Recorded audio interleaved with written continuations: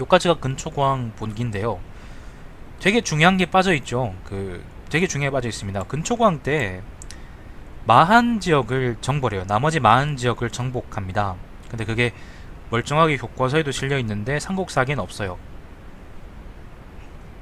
그럼 어디 있느냐? 일본서기에 있죠. 일본서기 신공황후기에 보면은 신공황후가 바다를 건너와서 신라왕을 뭐 어떻게 하고 그 다음에 와가 이쪽 서쪽으로 와가지고 그 뭐예요?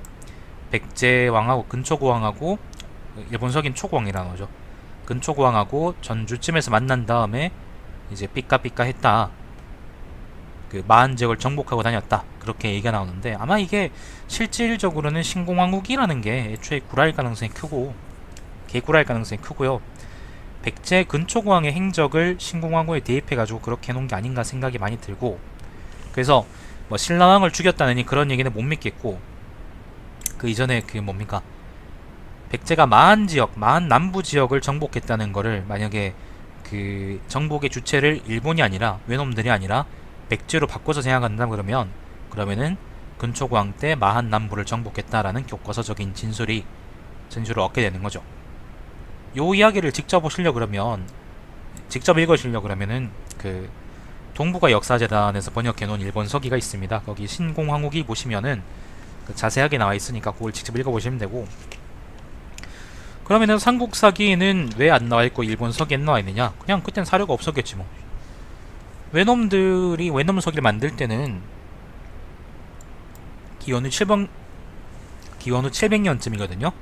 근데 그 700년이란 게 언제냐면은 나당 전쟁이 끝나고 백제 망하고 고구려 망하고 신라가 삼국 통일해버리고 외놈들은 백제를 구원한다고 이제 3만 병사까지 보냈다가 개 깨져버리고, 그래서 외놈들의 자존감이 최하를 찍을 때였습니다. 그러니까 외놈들의 자존감이 아주 낮을 때예요. 그래서 그때에 아마 그 백제 사람들이 많이 건너왔던 것 같습니다. 그 귀족들 위주로 이제 많이 건너왔던 것 같은데, 일본에 많이 건너왔던 것 같은데 아마 그때 귀족들이 그 내놓은 사료나 아니면 그 사람들이 내놓은 진술들을 모아가지고 그걸 외놈들이 했던 것처럼 그 적어놓은 게 아닌가, 그렇게 정황적으로 추론을 많이 합니다. 저도 이제 그렇게 생각을 하고요. 아마 그래서 요때에 그 마한 정복을 가지고 일본 서기 신공황후기에 나오는 마한 정복을 가지고 이제 백제가 했다. 그러니까 백제가 한 것이다. 일본이 아니라, 그렇게 보는 거죠. 그쵸. 김부식이도 일본 서기를 접했을 리도 없고, 그리고 일본 서기 쓴 새끼들이 제대로 정신 박혔다라고 볼 수도 없기 때문에 아마도 이제 이건 백제가 한 걸 거다라고 우리 추론하는 겁니다. 일본 서기의 내용을 따르면 그 어딥니까? 백제가 아까 여기 영토가 내가 이쯤이라 그랬죠. 여기가 이제 백제의 본거지라고 볼 수 있는데, 여기 지금 모니터에 보이는 지역이요.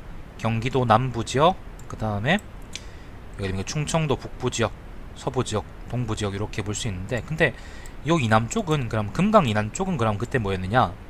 아마도 백제 영역이 아니었거나 아니면 백제가 군사적으로 완전히 복속히지 못한 지역이었을 것이다 라고 추론을 한단 말이에요. 그러면은 요때 아까 그 어디 온조왕 때 멸망했던 마한이 여기 충청도 북쪽의 아산 지역에 이제 거점을 두고 있던 마한이었다 그러면, 걔들이 망한 이후로 충청도 지역의 마한들은 이제 전부 다 백제에 복속되게 됐던 거고, 충청도 남부나 아니면 전라도 지역에 있던 마한 세력들은 여전히 남아가지고 백제 지배를 받지 않고 독자적으로 살고 있었다는 건데, 이때 신공황후기를 믿는다 그러면 근초고왕 때 백제가 요 남쪽 지역의 마한을 정복했다라고 볼 수 있는 거죠.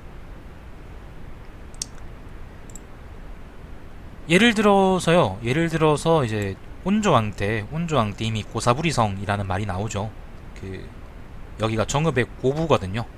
여기다가 이제 거점을 만들어놨다라는 얘기가 나오는데, 요게 이제 온조왕 때 마한을 정복하기 위해서 만들어놨던 이제 군사 거점이었다 그러면, 제대로 요 지역을 병합하게 된 거는 그 근초고왕 때라고 볼 수 있는 거죠.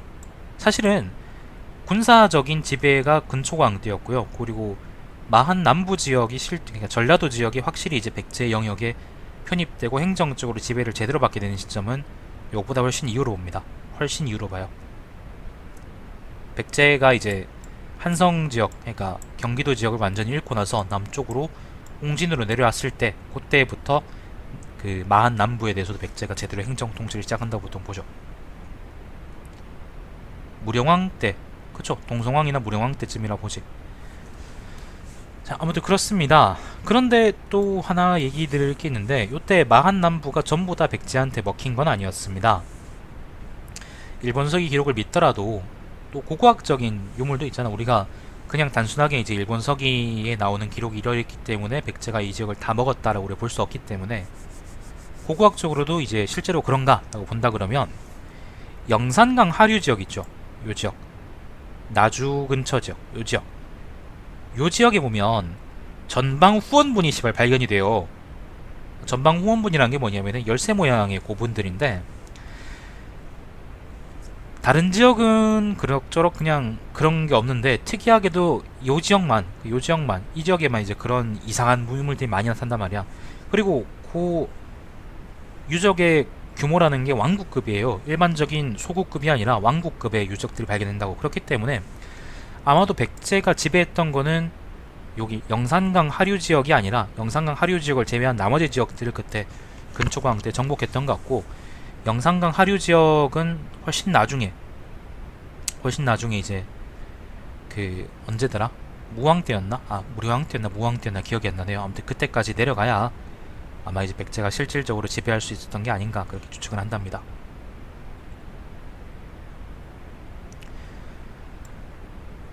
요 지역의 국가들은 요 지역에는 아직 그래서 마한 소국들이 남아 있었다라고 보는데, 요 지역의 마한 소국들은 독자적으로 중국에다가, 여기 중국 남조에다가 직접 이제 조공하기도 하고 그런 기록이 있습니다. 중국 사서에 있죠. 그렇기 때문에 이제 요 지역 소국들의 이제 실존에 대해서는 우리가 뭐 말할 것도 없고, 아마 이제 워낙 삼국사기 기록이 안 남아 있어서 우리가 정확한 전말을 알 수는 없지만은, 근초광 때는 그래서 영산강 하류 지역을 제외한 나머지 마한이 백제 군사적으로 복속됐고, 영산강 하류 지역은 이제 훨씬 나중에 복속됐으며, 그리고 그 뭡니까, 요 지역이 실질적으로 백제 행정 통치권에 들어가게 된 거는 이때가 아니라 훨씬 나중이다. 그렇게 우리가 알고 넘어가면 될 것 같습니다. 아무튼 미스테리가 많아요.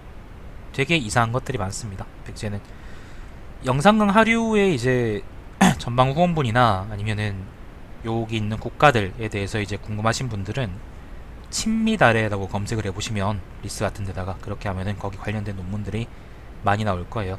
그 백제사 연구하는 분들한테는 되게 이제 흥미있는 주제인 것 같은데, 왜냐하면 여기는 직접 고고학적인 유물들이 나오니까 아마 여러분 중에도 아마 거기에 대해서 뭐 관심 가질 수 있는 분들이 있으니까 말씀을 드립니다.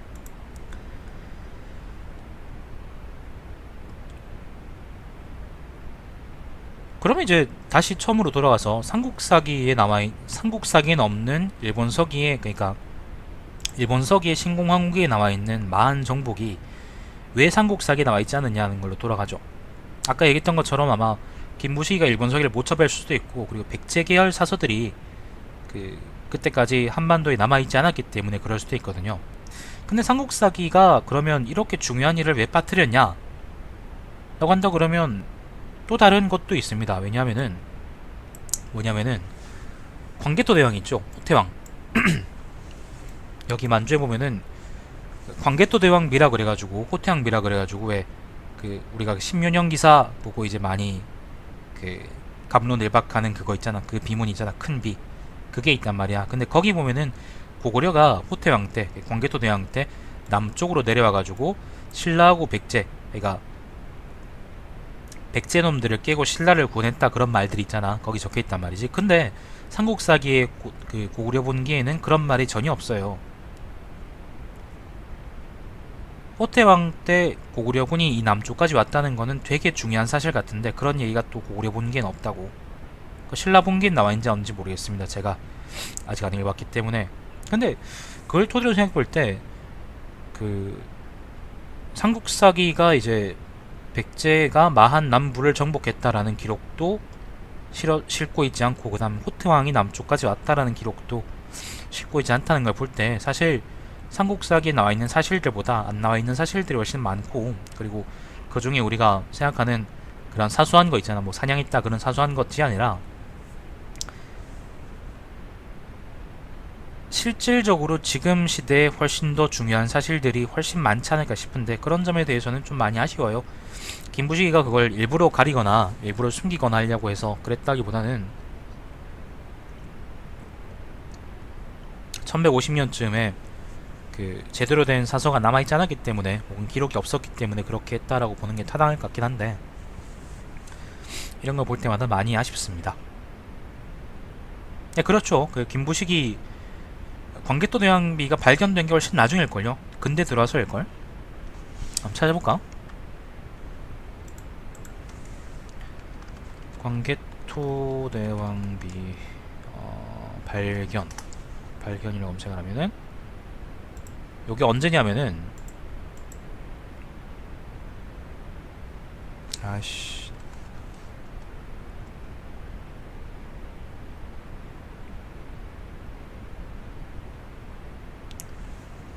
요게 1770년 내외에 발견됐다고 하네요.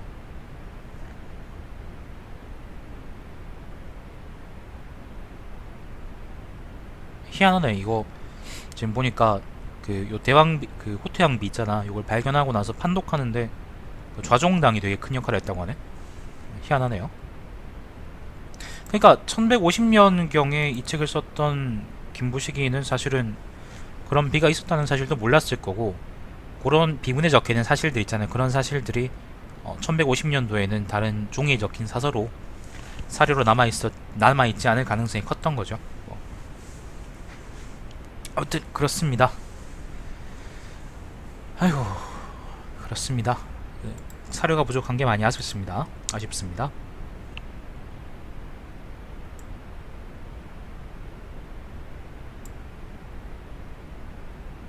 아 여러분 그리고 참 아까 그 영산강 근처에 그 소곡들 있잖아요. 거기 대해서는 그 이도학이라는 사람이 쓴 게 있습니다. 이도학의 영산강 유역 마한 제국의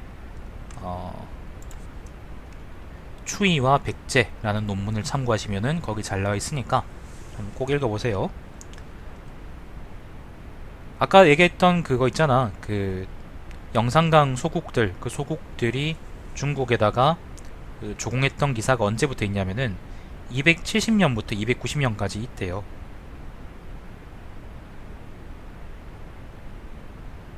아무튼 그렇답니다. 뭐 여러 가지 기사들이 있으니까 그건 한번 참고해 보시고. 근초광이 요까지입니다. 요까지가 근초광 분기고요. 요 다음은 근구수왕 분기입니다. 근구수